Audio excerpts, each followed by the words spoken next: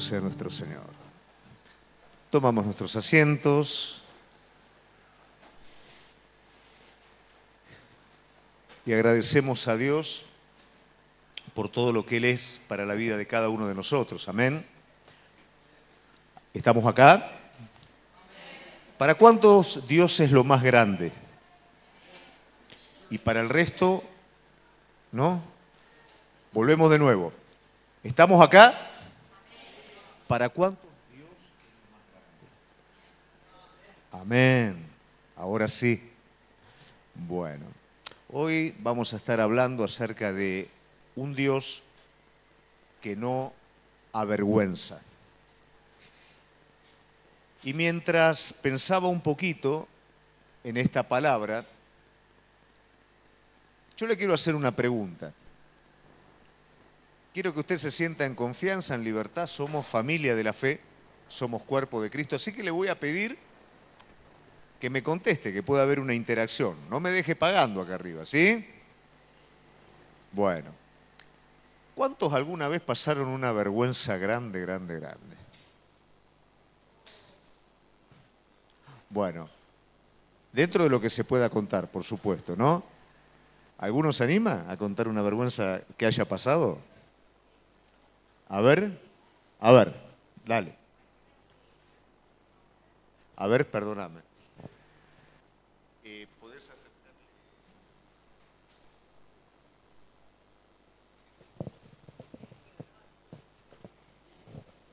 Cuando iba al colegio de monjas, al Marincro, una monja me encontró bailando arriba del barco y me suspendieron.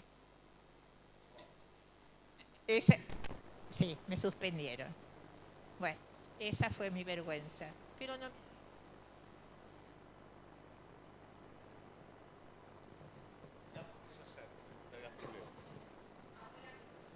Otra vergüenza. A ver. Le dije que no me deje pagando acá arriba. Otra vergüenza. A ver, vos que levantaste la mano bien, bien alto.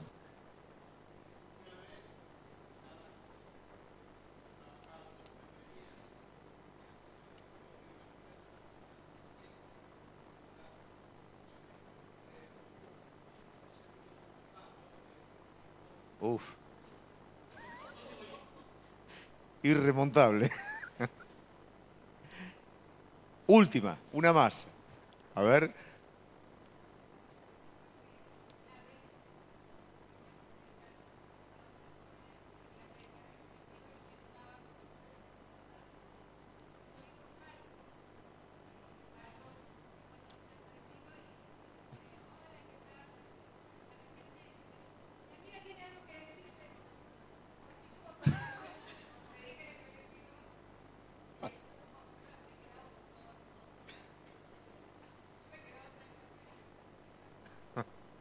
Típico de Marco. Bueno, a mí me pasó también la primera vez que prediqué. Es bravo, ¿no es cierto? ¿Por qué? Porque uno no sabe, encima la iglesia donde yo me convertí era una iglesia muy, muy grande. Y bueno, y viste que la primera vez es como que vos querés mostrar seguridad y lo mejor que podés hacer es no muestres nada, ¿no? Porque no te va a salir, no es lo que vos normalmente te movés. Y yo quise mostrar seguridad y dije, bueno, acá el Señor es el que tiene el control de todo y no necesitamos estos papeles para predicar. Y los hice un bollo y los tiré. Y se me hizo una laguna en la cabeza y no tenía los papeles y no podía seguir ni predicando, ni hablando, ni nada. O sea que hablé 2 minutos y me tuve que ir a sentar. Bueno, papelonazo. Y después otro antes de encontrarme con el Señor en el colegio. Me fui con 2 zapatos, uno de gamuza y otro de charol. Y tuve que estar todas las 5 horas sentado porque me cargaban todos los compañeros, ¿no? Pero bueno, son cosas que nos despiertan la vergüenza, que la vergüenza no es ni más ni menos que un sentimiento de frustración. Y sobre todo ese sentimiento se puede desarrollar desde 2 lados distintos. Puede ser un sentimiento de frustración en cuanto a tener vergüenza de nosotros mismos, podemos tener vergüenza ajena, ¿no? Cuando somos amigos de alguien que no tiene mucho sentido de tiempo y espacio y te hace quedar mal de todo delante de todo el resto. O cuando pasa algo en nuestras vidas y hay un rechazo. Siempre tiene que ver con la parte de interacción social, ¿no?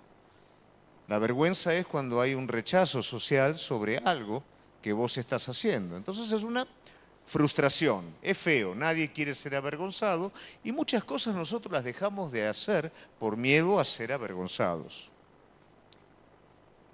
La vida del cristiano es una vida de fe. Y esto, por más sencillo que parezca la manera de hablarlo, es lo más difícil de comprender. Porque una vida de fe es una vida que está apoyada en promesas. ¿Qué quiero decir con todo esto? Todo lo que Jesús promete sobre su vida, cuando usted de una manera íntegra confía en ello, empieza a caminar sobre una promesa. Una promesa es algo que se va a concretar, pero uno con anterioridad la comienza a vivir. Yo siempre hago la ilustración de mi padre, ¿no? Cuando yo era muy pequeño, que él viajaba, él era un empresario, él viajaba a Estados Unidos en una época en que acá no se conocían las cosas americanas y él, por supuesto, traía en la valija, entre las medias y la ropa, no muy legal que digamos, pero traía cosas, ¿no? Para acá. Y yo le pedí, en ese entonces eran los radiollamados, que se conocían como walkie-talkie. Ahora ni existe, ni la palabra existe, ¿no? Pero bueno, yo se los pedí a mi papá y me llama por teléfono, Gustavo, ya te los compré. Él todavía tenía que esperar un mes para volver, ¿no es cierto? Pero yo ya había organizado con todos mis amigos, íbamos a jugar a los soldados, nos íbamos a comunicar y yo ya empecé a actuar en virtud a lo que mi papá ya me había prometido. Podría haberse quedado eso en la aduana si lo hubiera, ¿no? Pero yo ya empecé a actuar y cuando él llegó y lo recibí ya estaba todo preparado porque yo creí en su promesa. De la misma manera actúa la fe en nuestra vida frente a las promesas de Cristo. Nosotros vivimos por medio de sus promesas y en esa misma preparación nosotros vamos cambiando y las cosas van sucediendo. Pero ¿cómo entra la vergüenza en medio de todo esto? Bueno, muchas personas a veces han pedido algo a Dios y no se ha cumplido lo que han pedido. Entonces, a partir de ese momento, de alguna forma se generó una estructura de incredulidad o de frustración porque se sintieron avergonzados, porque pidieron algo que no sucedió. Es mi deseo que en esta noche uno de esos argumentos, que es el sentirse avergonzados porque Dios no contestó, pueda ser roto.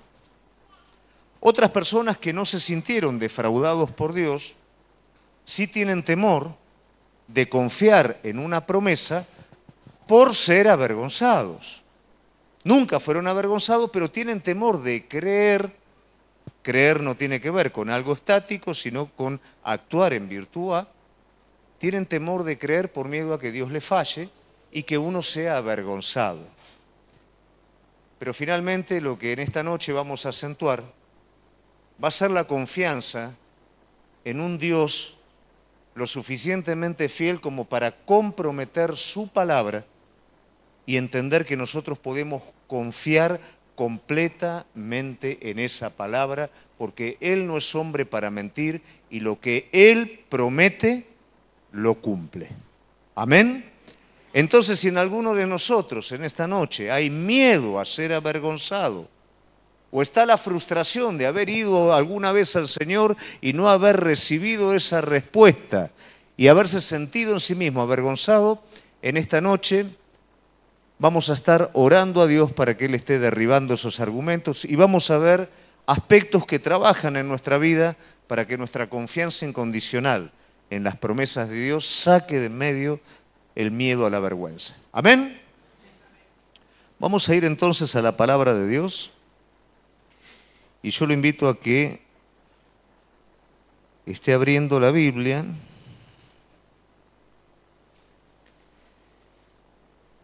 en Salmo. ¿Lo tenés ahí, Gio? Se me escapó el Salmo.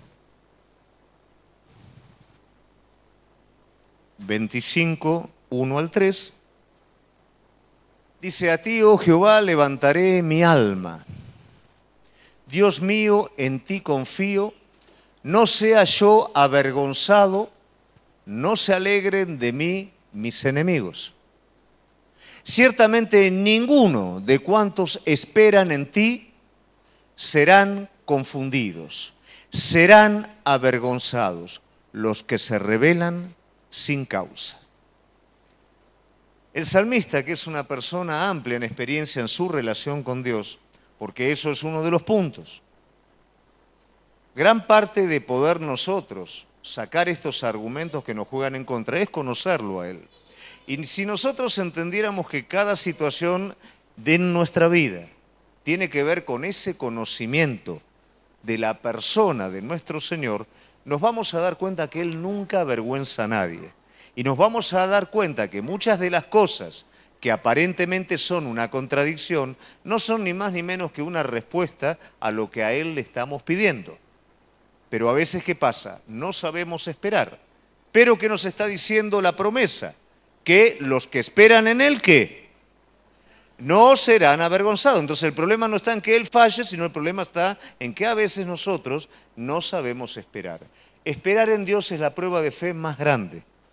Porque esperar en Dios es detenerme en generar yo mi propia salida a las cosas y poder recibir de parte de Él en tiempo y forma todo completo. Una salida de una dificultad no es algo completo.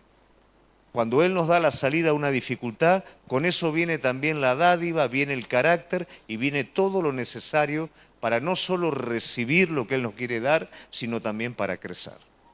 Un aspecto que nosotros tenemos que tener en cuenta es que el enemigo va a usar el temor a la vergüenza durante el proceso de nuestro crecimiento. Usted fue diseñado por Dios para crecer, y crecer es un ciclo.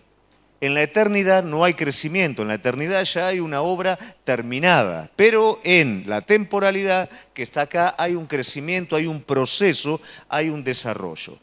Nosotros cometemos el error de venir a la iglesia y creer que ya somos un proceso terminado cuando simplemente recibimos una emoción inicial.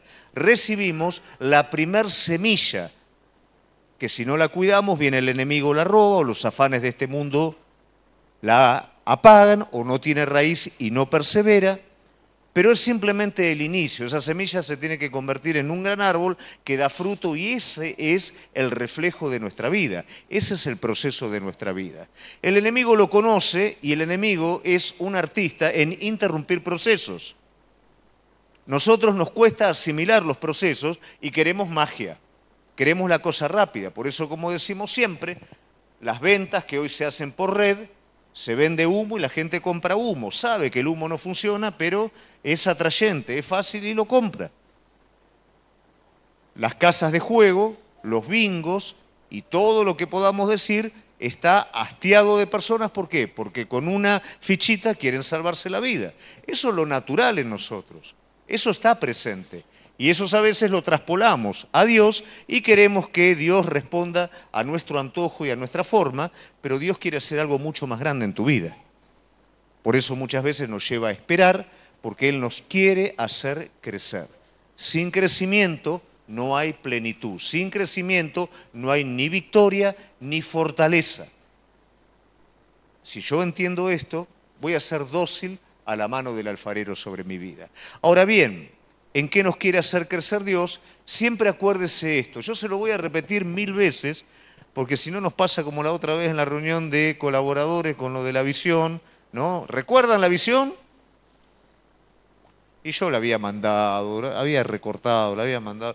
Pero bueno, yo tengo justamente la teoría de que el clavo no entra con un solo golpe, ¿no? Sino que hay que pegarlo. Entonces, ¿qué quiero decir con esto? Cada vez que hablamos de propósito, hablamos de dos cosas que son sólidas en nuestra vida. El propósito de todo hijo de Dios tiene que ver con carácter y tiene que ver con productividad. Las dos cosas. Y las dos cosas son una unidad compuesta. Carácter solo, ¿no es cierto?, no funciona porque no hago absolutamente nada. Productividad sin carácter va a traer problemas, Pero carácter con productividad es una identidad, es una unidad que es a la que el Señor nos llama. Él quiere formar el carácter de Cristo en la vida de cada uno de nosotros y con el carácter de Cristo, con la identidad de Cristo, quiere llevar a cabo su obra a través nuestro. Para eso fuimos creados, para eso fue creado el hombre. Cuando el hombre entiende y acepta esto, comienza a crecer, comienza a aceptar el trato de Dios sobre su vida, porque entiende que hay un propósito definido, único e irrepetible, que solamente vos, yo lo podemos estar cumpliendo de la mano de Dios. El enemigo lo sabe también y va a tratar continuamente de frustrar ese crecimiento. Ese crecimiento se lleva a cabo por medio de la fe. No es la cualidad de la persona, no son las oportunidades, sino que por medio de la fe yo acepto la mano de Dios en mi vida en aquellas cosas que mucho no me gustan. ¿Cuántos quieren acá tener un amor grande?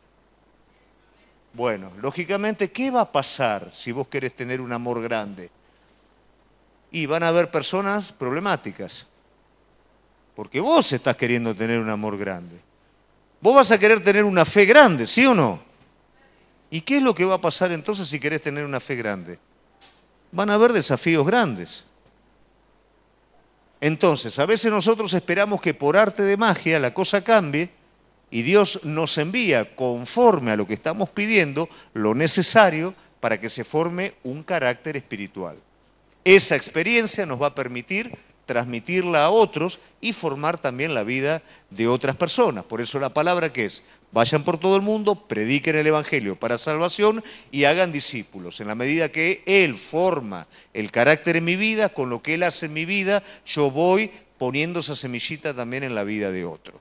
Entonces vemos que esta es la primera parte, la parte del crecimiento que tiene que ver. Dios quiere formar a Cristo en vos, por eso pasan tantas cosas en tu vida con respecto al carácter, y quiere hacer de tu vida una persona productiva. ¿Dónde sos productiva? Sos productiva en el cuerpo de Cristo. ¿Por qué? Porque Cristo, una vez que muere y resucita, forma su iglesia para tener una continuidad en su obra. Reparte dones y ministerios a cada uno para que se desarrolle el cuerpo y de esa manera la obra de Dios pueda ser hecha.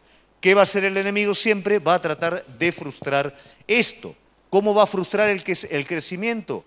Por la mala interpretación de los conflictos. A veces nosotros tenemos el criterio de venir a la iglesia para no tener conflicto, ¿correcto? O sea, queremos hacer algo que es contradictorio en sí mismo. Por supuesto que si el espíritu que recibimos es contrario al espíritu de este mundo, los conflictos van a suceder en nuestra vida. De hecho, no hay ningún tipo de crecimiento sin conflicto. La fe va a ser desafiada porque el mundo es contrario a la fe. El enemigo hace caer al hombre, ¿de qué manera? Que el hombre crea que tiene toda la solución en sí mismo, que no lo necesita a Dios y que tiene toda la solución en las cosas para sí mismo, en sí mismo. Y de esa manera el hombre se desprende de Dios. A partir de ese momento, la vuelta a Dios se convierte en un conflicto continuo en la vida del hombre.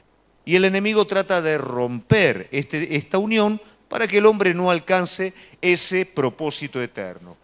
¿Cómo juega la vergüenza en todo esto? Como es una vida de fe, el temor a que si vos te movés en fe, Dios no responda, Dios te deje, como dicen, en banda, Dios te deje suelto por ahí y vos no alcances a cumplir el propósito, es lo que el enemigo va a tirar en la vida de cada uno de nosotros. La vergüenza. Si yo confío en Dios, voy a perder. Si yo confío en Dios, voy a ser avergonzado, voy a ser el ridículo. Yo ya le dije a la gente que confío en el Señor y si la cosa me va mal, yo voy a ser el ridículo. Esa es la vergüenza de la cual se vale el enemigo para demorar de alguna manera nuestro crecimiento. Ahora, nosotros cuando crecemos, cuando frente a la contradicción seguimos avanzando, hay una promesa. Cuando mi padre me dijo, yo Gustavo te voy a traer, ya te compré eso, ya está. Mis compañeros, que ni siquiera todavía sabían lo que eran esos radiollamados y no lo conocían a mi padre, el compromiso que mi padre tenía con una palabra, ¿Qué hacía? Se burlaban de mí, me avergonzaban. Mira si te va a traer eso. Tu padre, yo hablé con mi papá y mi papá me dijo que lo que tu papá te dijo son mentiras, que acá en Argentina no hay de eso. ¿Cómo lo vas a tener vos? Y todo ese tipo de cosas. Pero yo estaba tan seguro con lo que mi padre me había prometido que no me importaba. No me importaba la aparente contradicción. Yo confiaba e iba hacia lo que mi padre me dijo. Bueno, eso es nuestro andar con el Señor. Porque algo que nos tiene que quedar claro es que en Dios no hay contradicción. Pueden haber aparentes contradicciones y eso nos muestra por qué muchos se han frustrado en el camino, porque se detuvieron en una aparente contradicción. Pero la contradicción es una parte de algo. Yo pensaba, digo, ¿cómo hacemos para entender esto? Bueno, este juego de aparentes contradicciones que no son tal, reciben dos nombres, dialéctica o paradoja. ¿Qué quiere decir esto? Son aparentes contradicciones que luego unidas dan lugar a un resultado final que es distinto a sus partes. Ejemplo, a ver, bien básico, le pedimos a Dios, tenés mucha hambre. Señor, tengo hambre. Bueno, te voy a dar dos cosas distintas. Te voy a dar una papa y te voy a dar acá aceite y fuego. Pero te estoy diciendo que tengo hambre. ¿Voy a comer fuego? Señor, entonces me estás contestando cualquier cosa. ¿Voy a tomar aceite? Es horrible y no alimenta. ¿Me voy a comer una papa cruda?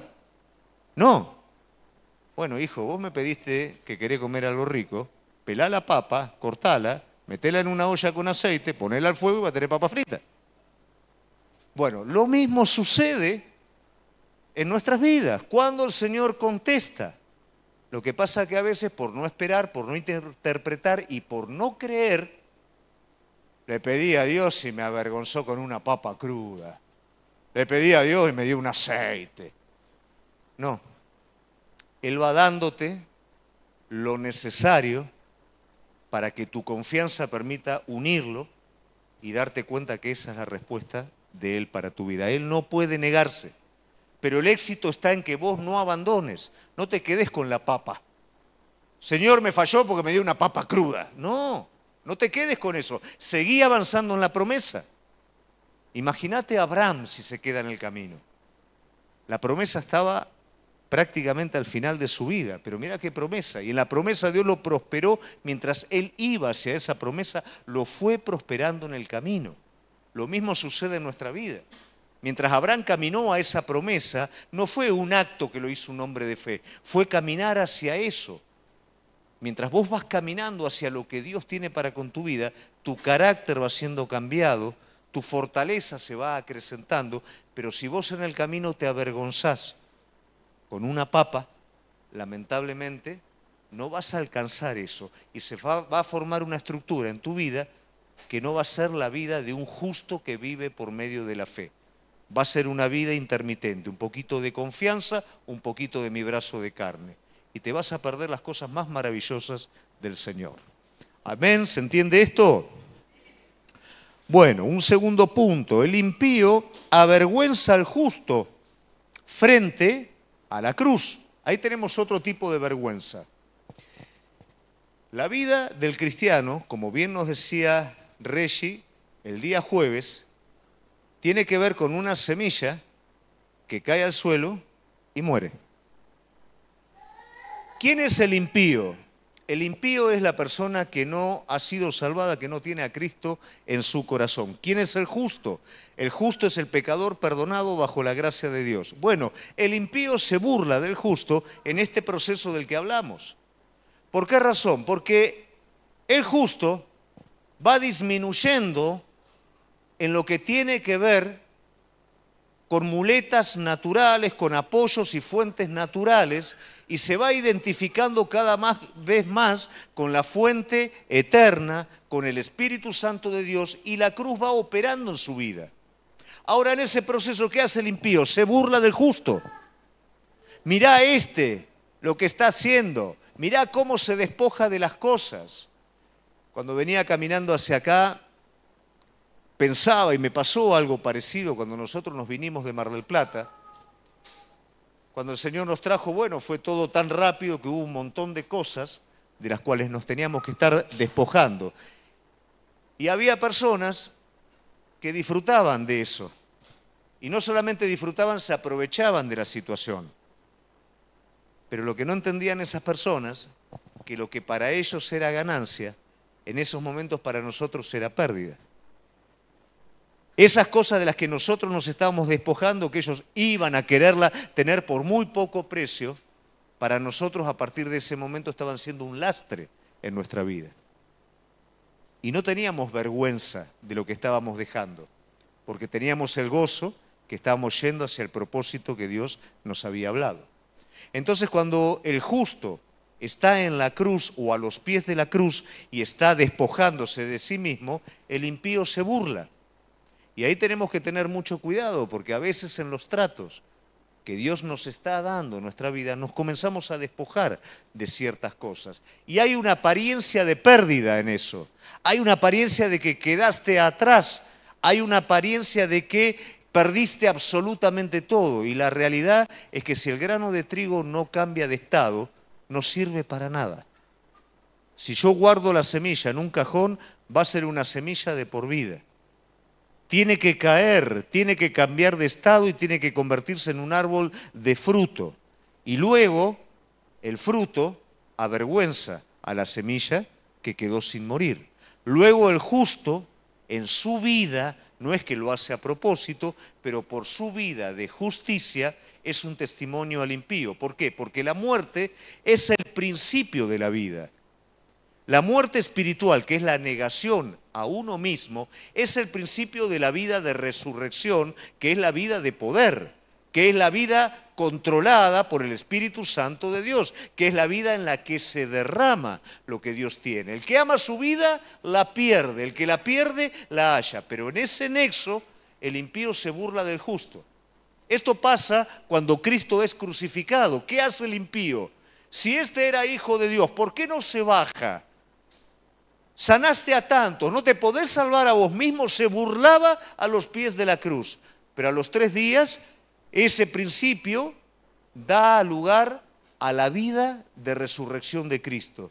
¿Y qué pasa? Todo el mundo entero tiene que inclinarse ante el Señor. Y todo el mundo entero en el final de los tiempos, aun aquellos que se burlaron a los pies de la cruz, van a tener que rendirse frente al Rey de Reyes y Señor de Señores, que venció la muerte, venció al enemigo y venció al mundo. Entonces, cuando nosotros nos estamos rindiendo en la cruz, muchas veces por vergüenza a la burla del impío, no tomamos la cruz, porque nos avergonzamos, porque nos tienen en poco, porque creemos que nos quedamos atrás. Y la realidad es que estamos avanzando más que nunca.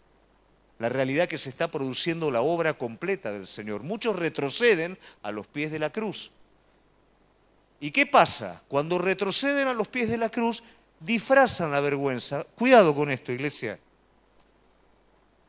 Para que haya una renovación en nuestra vida, continuamente va a estar presente la cruz. Cuando yo avanzo y me encuentro con la cruz, algo tengo que dejar ahí. Algo que el Señor me está pidiendo que es un estorbo para mi vida. Llámalo carácter, llámalo ídolos, llámalo lo que tengas. Pero el Señor te lo pide, ¿para qué? Para liberarte, para sanarte y para que puedas alcanzar lo que Él tiene para con tu vida. Pero lo tenés que entregar. Muchas veces no lo entregamos. Y el problema no es que no lo entregamos, es que no reconocemos que no lo entregamos. Y ahí entramos en otro juego. El juego de excusar la vergüenza. Básicamente nosotros excusamos la vergüenza ¿de qué manera? Bueno, la autojustificación. No, eso no, porque cuando Dios nos lleva a la obediencia, no hay excusa. Cuando Dios nos lleva a un acto de obediencia, es un acto de fe. Si yo le quiero aplicar la razón natural a la razón divina, no cierran los números. Yo soy creación, Él es creador. Yo conozco una parte muy chiquitita de todo lo que Él creó. El que tiene el resultado final de todo y la razón exacta es Él. Entonces, cuando Él te está pidiendo algo, cuidado con los argumentos que levantamos. El argumento de la razón natural, el argumento de la justicia propia. Como yo no lo quiero hacer, empiezo a ver lo malo en quien ya lo hizo. Porque no somos perfectos. Somos pecadores arrepentidos que continuamente vamos siendo transformados por el Señor.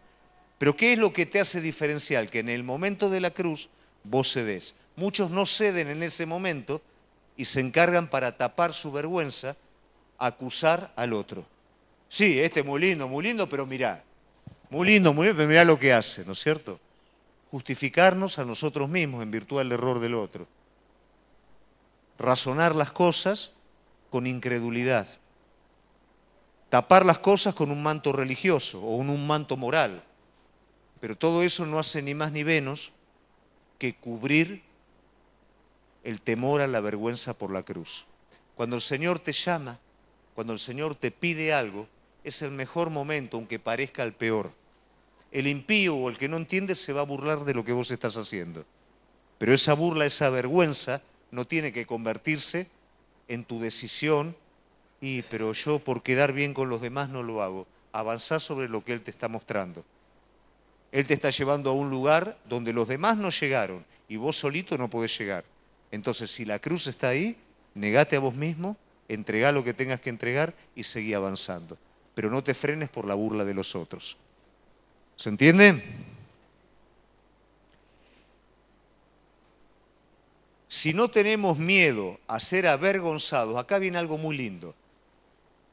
Vamos a comprometer su palabra. Salmo 119, 42 dice: y daré por respuesta a mi avergonzador que en tu palabra he confiado. Y daré por respuesta al avergonzador que en tu palabra he confiado. Cuando hay una relación con el Señor, cuando mi vida está entregada completamente a Él y solo quiero hacer su voluntad, y aprendí a escuchar la voz del Espíritu Santo, tengo algo que es muy, pero muy lindo, que es poder comprometer. El paso anterior a comprometer la palabra del Señor con lo que el Señor prometió es tener vergüenza de Él. Pero ahora estamos hablando ya de otra cosa. Estamos hablando de que, Señor, lo que me pediste lo entregué. Señor, lo único que anhelo es hacer tu voluntad. Y el Espíritu Santo me habla a través de su palabra. Y no hay nada más hermoso que eso, porque yo puedo comprometer esa palabra. Cuando David se enfrentó a Goliat, David lo comprometió al Señor. Todavía la batalla no había empezado. Pero David dice: yo te voy a mostrar que el Señor no salva ni con espada ni con jabalina, y hoy el Señor va a entregar tu cabeza y me va a dar tu cabeza. Todavía no había empezado la batalla, pero comprometió la palabra. Porque no entraba en el corazón de David que un impío estuviera blasfemando al pueblo de Dios, blasfemando al Dios vivo. Entonces comprometió su palabra. Vamos a ver a Eliseo. Eliseo le pide, Elías le dice: ¿qué querés que te dé, Eliseo, por la fidelidad? Yo quiero una doble porción de tu espíritu. Bueno, si vos te quedás al lado mío en el momento que yo voy a ser arrebatado, porque me pediste algo difícil, si vos te quedás al lado mío, va a venir sobre tu vida. ¿Qué hizo Eliseo? Se chupó a Elías, ¿no? Entonces Elías iba para acá, Eliseo colgadito atrás de Elías, iba para acá, ¿no es cierto? Elías le decía: bueno, Eliseo, anda un poquito a... No, yo te sigo. Anda a comprar algo. No, yo te sigo, ¿no? Iba al lado de Elías, chupado al lado de Elías. Cuando Elías es arrebatado, ¿qué es lo que queda? Un manto. Y esto es muy importante, porque estaban los profetas, había una escuela de profetas en ese entonces, y los profetas se quedaron mirando la situación. Estaba el Jordán, estaba Eliseo, Elías había sido arrebatado y estaba el manto de Elías. Esa es la situación con la que se queda.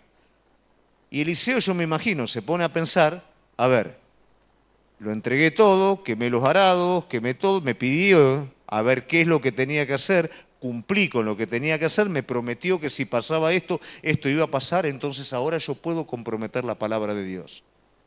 Y adelante de toda una multitud, que si no salía iba a pasar un papelón bárbaro, ¿qué dice él? ¿Dónde está el Dios de Elías? Agarra el manto, golpea las aguas y las aguas se abren. ¿Y cuál es el resultado? Que los profetas se inclinan delante de Eliseo reconociéndolo como el sucesor de Elías. Eliseo comprometió la palabra. Hoy por hoy hay una diversidad de doctrinas raras, ¿no es cierto?, en donde uno decreta, uno pronuncia, uno ata y desata, bueno, cosas que no son bíblicas. Pero cuando vos estás en el centro de la voluntad de Dios, cuando Dios te mandó a hacer algo, vos tenés, por medio de la obediencia y de la humildad, el poder comprometer la palabra de Dios. Señor, vos me dijiste. La mayoría de ustedes conocen cómo es nuestra historia cada vez que viajamos. Y cada vez que viajamos, por supuesto, nunca hay un solo centavo. Y el Señor hace milagros, pero lo más hermoso no es cuando el Señor provee, sino cuando el Señor dice, bueno, es ahora. Ahora empieza el asunto. ¿Cuál es la única diferencia de antes a ahora? De lo mismo, simplemente Él habló. Y yo sé que cuando Él habla, yo ya puedo hablar tranquilo. Entonces me ha pasado con un misionero amigo que viene acá y que, bueno, fue uno de los problemas cuando hubo la suba del dinero y todo. Che, ¿y cómo van a hacer? Bueno, no sé, pero cuando Dios habló, le digo, ya está, nos vamos en tal fecha para allá. ¿Ya tenés el dinero? No. Y entonces, Él ya lo habló, Él ya me lo dijo. Y hace 10 años que lo viene haciendo de la misma manera. Entonces cuando lo escucho, puedo comprometer la palabra. ¿Y cómo la comprometo? Diciéndole, querido amigo, me voy en tal fecha. ¿Tenés? No, no tengo. ¿Y cómo vas a hacer? Como Él lo hizo durante todos estos años. Ahora, cuando vos te abrís a un desafío de fe, el desafío de fe también es más grande. ¿Y te animás a contarle esto a todos mis alumnos?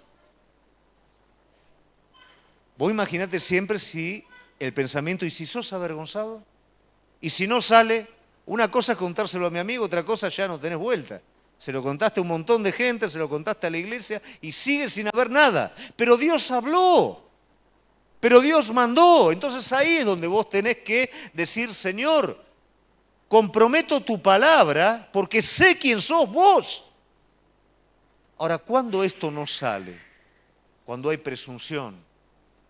Cuando yo por mi propia fuerza quiero hacerlo, cuando no lo escuché y cuando no estoy en lo que Él quiere estar haciendo y quiero obligarlo a Él a hacer mis propios propósitos. Ahí es donde se hace el lío, el problema. Pero cuando yo estoy rendido a Él y Él habla, yo puedo comprometerlo. Señor, vos dijiste esto. Cuando mi esposa quedó 4 meses junto con Javi y otra persona más, y otras 2 personas más, en la pandemia, nosotros apenas teníamos para el viaje, fue un momento en el que explotó la economía, apenas tuvimos para el viaje de allá, no había manera, pero Dios había hablado antes de que explotara la pandemia, antes que todo esto se supiera que era el momento y era la fecha, y yo podía reclamarle, Señor, mi esposa está allá, yo no tengo un solo centavo, pero vos me dijiste y vos sabías todo esto. El resultado es que ese equipo fue el único equipo en el mundo que no tuvo que pagar un solo centavo, que la embajada lo sostuvo allá, hasta le pagaron el pasaje de vuelta, cosa que no pasó con otros equipos. Pero Dios fue el que habló. Por eso yo quiero desafiarte a la fe, no a la locura de hacerle decir a Dios las cosas que no dicen, pero sí de responder a Dios cuando Dios habla a tu vida. Sí de jugártela cuando Él te habla. Sí de poder comprometer su palabra cuando Él habló a lo profundo de tu corazón y te dijo algo. Estos hombres de Dios comprometieron su palabra. ¿Por qué? Eliseo, vos me dijiste y yo lo hice. David, no puede ser que en el orden espiritual esté pasando esto. Sadrac, Mesac y Abednego comprometieron su palabra delante del Señor. Mi Dios nos puede salvar y si no nos quiere salvar, de cualquier modo no vamos a hacer otra cosa.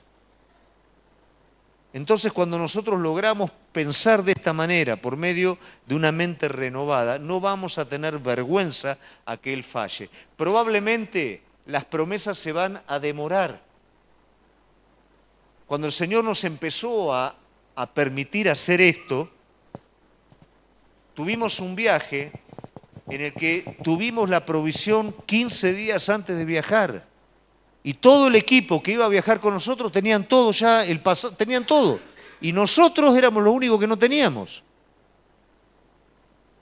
Y en una convención que yo estaba desesperado porque realmente, digo, ¿cómo es, Señor? Porque ahí está el asunto. Yo no dije, Señor, vos fallaste. Yo dije, Señor, ¿qué pasa? Yo sé que vos lo podés hacer el último día, pero ¿qué pasa?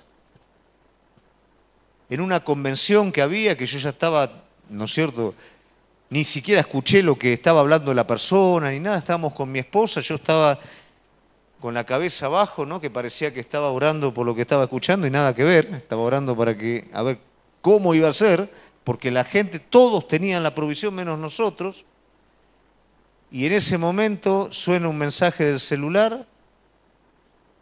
Bueno, una persona que ni siquiera viene a la iglesia ni nada, donó algo. Esto es lo que quiero que ustedes lleven para misiones, para allá.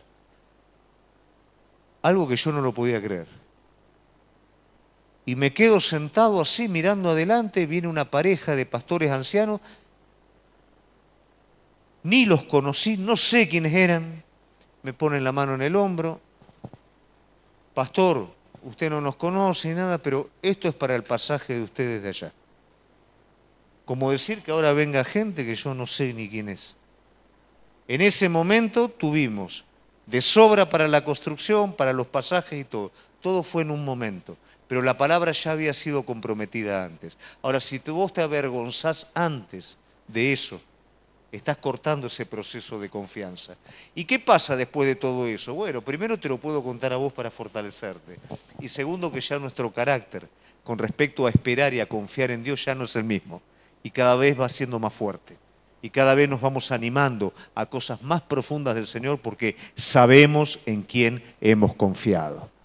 Entonces, no te avergüences. No cortes antes de tiempo.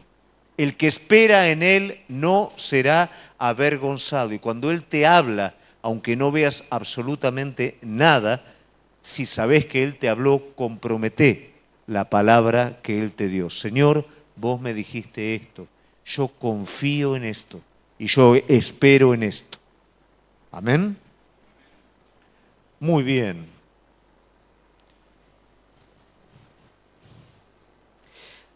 Dejamos de sentirnos avergonzados finalmente cuando tenemos una visión clara de Jesucristo.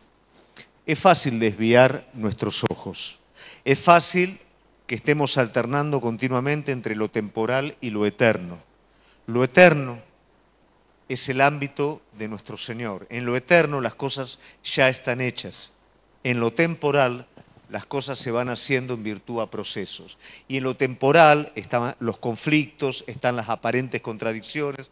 Y si nosotros quitamos nuestros ojos de Él y los ponemos en lo temporal, por supuesto que vamos a ser arrastrados. El ejemplo lo tenemos, como siempre lo hablamos, cuando el Señor viene caminando sobre las aguas. ¿Qué pasa con los discípulos? Inmediatamente dicen, ¿es el Señor? No, ¿qué dicen? Es un fantasma. No lo alcanzan a distinguir. Ellos lo podían ver al Señor caminando, ¿no es cierto?, por el desierto con ellos, caminando, pero no lo podían ver con claridad en medio de una situación como esa. Y cuando Pedro decide, por obediencia al Señor, bajar y caminar sobre las aguas, cuando él desviaba sus ojos y veía las olas, se hundía, pero cuando él toma la mano del Señor, cuando pone nuevamente sus ojos en él es levantado. Bueno, muchas veces en nuestra vida sucede eso. Si nosotros excesivamente ponemos nuestros ojos en la dificultad, los sacamos de Él y nos vamos a hundir. Pero si nosotros mantenemos nuestros ojos puestos en Él, pese a la dificultad, pese a que las olas te peguen, te chorren, ¿no es cierto? Y parezca que te van a tirar, pero tus ojos están puestos en Él, ¿cómo termina toda esta historia? Que el mar queda totalmente plano, que el Señor sube a la barca y sigue el camino. Y siempre es lo mismo. Las olas van a golpear sobre tu barca. Tu responsabilidad no es evitar las olas, es no sacar tus ojos de Él. ¿Se entiende? Entonces, ¿cómo hago para no ser avergonzado en el camino? Cuando viene la tentación de dudar, cuando viene la tentación, uy, por haber confiado, mirá lo que te va a pasar, mirá lo que van a decir los otros. No dejes de mirarlo a Él. No bajes tus ojos de Él. La palabra me dice en Romanos 5, 3 al 5, y no solo esto, sino que también nos gloriamos en la tribulación, sabiendo que la tribulación produce paciencia, la paciencia prueba y la prueba esperanza. ¿Y la esperanza qué? Ahí está. La esperanza no avergüenza. ¿Dónde nosotros generalmente somos avergonzados? En la esperanza. Porque nos parece que esperar en Dios es un sueño, es una ilusión, es algo, y no hay algo que sea más sólido que tener esperanza en Cristo. Lo loco es poner esperanza en las cosas que nosotros ponemos esperanza. Ponemos esperanza en lo temporal, en cosas que se quiebran, en cosas que hoy son y mañana no son, en personas que hoy te contratan y mañana te despiden. Ponemos la esperanza en tantas cosas que son falibles y retiramos la esperanza en aquel que no hay mutación, en aquel que no se mueve, en aquel que habla y cumple lo que dice. Esa es la locura del hombre. Sacar la esperanza de Él y ponerla en lo que no te puede dar lo que vos necesitas.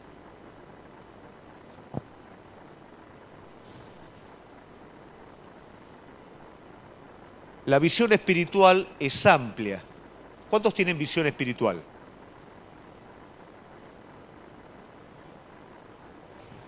Estamos medio avergonzados. La visión espiritual real es consciente de los costos, no es una locura, ¿no es cierto? Alguien dijo que el valiente tiene temor y avanza. El que no tiene temor y avanza es loco, no es valiente, ¿no? Entonces, cuando nosotros conocemos el costo y decidimos avanzar pese al costo, eso es poner los ojos en el Señor. De hecho, el Señor mismo desafía a sus discípulos a evaluar el costo de las cosas. A veces, ¿por qué nos avergonzamos? Porque el asunto de los costos lo pasamos rápido o lo minimificamos. Bueno, sí, vamos a lo que el Señor nos dijo, vamos para allá. Hay costo en el camino, hay un precio. Y yo tengo que estar preparado, ¿para qué? Para pasar.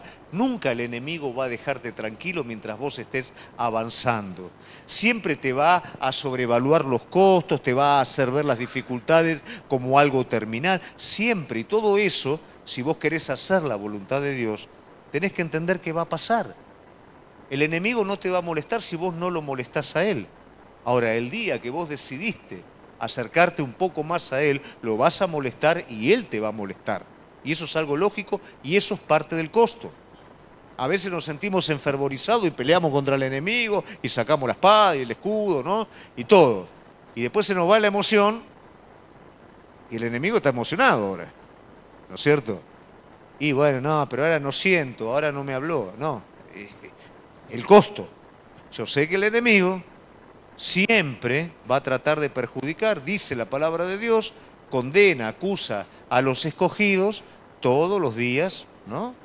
Lo va a hacer. Entonces esos son los costos. El costo es el camino angosto. Sí, yo el camino angosto, pero se empieza a acostar el camino y, ¿no? Son los costos. Por más que nosotros lo hablamos, que lo decimos, uno lo tiene que asimilar. Cuando Josué y Caleb van a entrar como espías en la tierra prometida, ellos analizan los costos. Pero hay dos análisis distintos. El resto del pueblo lo analiza desde la incredulidad y ellos lo analizan desde la fe. Sí, es cierto, hay gigantes, hay muros altos, pero Dios está con nosotros, vamos a entrar, lo vamos a despojar, no porque nosotros seamos mejores o más, sino porque Dios está con nosotros. Pero los costos es saber que voy a tener que ir a pelear. que tenemos una batalla espiritual, que tenemos que pelear cada día. Son costos. No es que vengo a la iglesia y las cosas me van mejor. Por supuesto me van a ir mejor por conocimiento de Cristo. Me van a ir mejor, ¿por qué? Por edificación espiritual, pero no por arte de magia. Si yo tengo una deuda desde hace un montón de tiempo y vengo a la iglesia, no desaparece la deuda. Capaz que Dios lo quiere hacer y desaparece, pero si yo tengo juicio, tengo un montón de cosas afuera y vengo a la iglesia, bueno, Dios me dará la capacidad, en su soberanía Él trabajará, pero tengo que lidiar con eso. No es que desaparece. Dios trabaja en mi vida.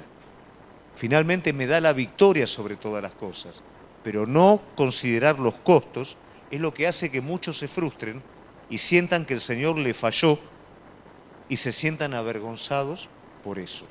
No es así. Una visión verdadera en Cristo calcula los costos. Amén. Y finalmente, la condición de lo imposible es creer hasta las últimas consecuencias que no vas a ser avergonzado. Y acá viene, para cerrar, un poquito ese antagonismo. ¿Cómo le dice el Señor a Daniel? ¿Muy qué? Y al muy amado, ¿dónde lo mandan? Al foso de los leones. Muy amado, al foso de los leones. ¿Por qué muy amado? Porque es una persona que busca al Señor. Es una persona que oraba 3 veces por día, 3 horas por día. Y en un momento como los enemigos no tienen de dónde agarrarlo, vamos a agarrarlo por su devoción a Dios. Esto me encanta. Qué lindo que la única ocasión que tenga el enemigo sobre nuestra vida sea nuestra devoción a Dios y no sea el pecado u otra cosa, ¿no? Pero bueno, ya no me voy a extender con la historia. Tenía que inclinarse a una estatua, le ponen toda una trampa, él no se inclina, permanece en su devoción al Señor, el rey se enoja, lo tiran al foso de los leones. ¿Qué pasa con los leones? Eran leones que lógicamente no se les da de comer durante un montón de tiempo y están esperando que le tiren, ¿no es cierto?, un canapé, ¿no?, de arriba. Le tiran a Daniel y ¿qué pasa? Nunca dejó de ser hijo amado. Entonces, ¿qué hace el Señor con los hijos amados cuando lo tiran al foso de los leones? Le envía un ángel que le cierre la boca, porque es hijo amado. ¿Y cuál es el resultado final de todo esto? Que todo el mundo se inclina y que el rey declara que el que no adore a Dios sea ejecutado. Entonces, entendemos que no hay vergüenza, hay procesos. Las cosas grandes se producen a partir de grandes cosas que Dios tiene para la vida de cada uno de nosotros. Pero a veces nosotros queremos que todo se mueva en un ámbito de paz, de tranquilidad, de que no haya mucho sobresalto. Ahí no suceden grandes cosas. A veces es contradictorio lo que le pedimos a Dios con lo que queremos que pase. Pero a un hijo amado hay una prueba que está preparada para el calibre espiritual de ese hijo, pero también hay una gran salvación y hay una gran recompensa. Amén. Dios no avergüenza a sus amigos. Después de que Abraham camina, sale de Ur de los Caldeos y pasa y ya está viejito y mete la pata con Agar y tiene a Ismael, lo tiene Isaac y ya está. Y ahora el Señor, ¿qué hace? Le pide a Isaac. Y en el momento que el Señor le pide a Isaac y él lo entrega, a partir de ese momento, ¿qué pasa?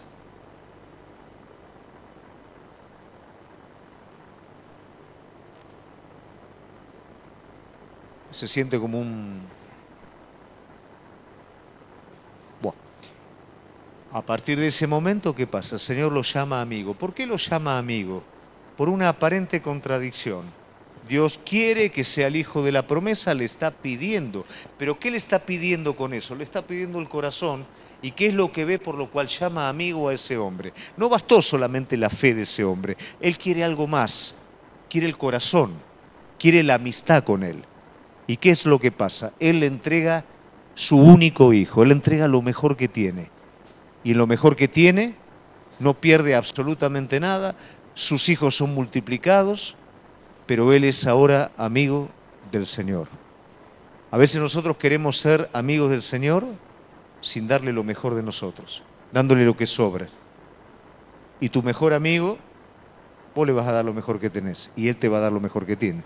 Y es algo lógico. Y finalmente, Dios no avergüenza a sus fieles. Tocamos de nuevo Sadrac, Mesac y Abednego. Y esto es muy, muy, muy interesante, ¿no? Porque ¿qué pasa con estos hombres? Y estos hombres reciben lo que cada uno de nosotros necesitamos. Estos hombres son llevados al horno de fuego. ¿Por qué razón? Por no estar dispuestos también a adorar a los ídolos de esta tierra. Nosotros muchas veces frente a las dificultades nos inclinamos a los ídolos de esta tierra porque no queremos entrar en el horno de fuego. Pero ¿qué pasa en el horno de fuego? Y tres cosas que son importantes. El fuego no los toca. A veces nosotros tenemos miedo a aquello que nunca en la vida nos va a tocar. En el horno de fuego, ¿qué pasa? Se caen las ataduras que tienen ellos. Los límites que tenemos nosotros se van a caer en el horno de fuego, no se caen afuera. Afuera vamos a convivir con eso de por vida. Pero por miedo al horno de fuego no entramos, y al no entrar vamos a seguir el resto de nuestras vidas con esas cosas que nos limitan. Y lo maravilloso de todo esto es que en el horno de fuego entran 3 y hay 4. ¿Quién es el cuarto? Por supuesto. ¿Y quién no quiere al Cristo vivo caminando en el horno de fuego consigo? Yo lo quiero. Y si el precio es ese, y está bien. El que en él creyere no será avergonzado. Si en esta noche pensás que en alguna cosa el Señor te falló, voy a disentir con vos y decirte, el Señor jamás te falló. Si en esta noche armaste un argumento de vivir una vida por debajo de lo que tenés que vivir, porque tenés miedo, que como ya te ha pasado antes, Él no te conteste, déjame decirte algo, Él te contestó. No siempre lo que Él contesta es sí a lo tuyo. No siempre lo que Él contesta es lo que vos querés, pero sí, quédate tranquilo de algo, que lo que Él contesta es mucho más grande, mayor y mejor que lo que vos esperás. Pero Él no falla. Si vos no quitás de encima el temor a la vergüenza, nunca vas a recibir de parte de Él lo que estás esperando. Fue muy lindo el día jueves y yo recomiendo al que lo puede repetir de nuevo, ver de nuevo en el video, véalo.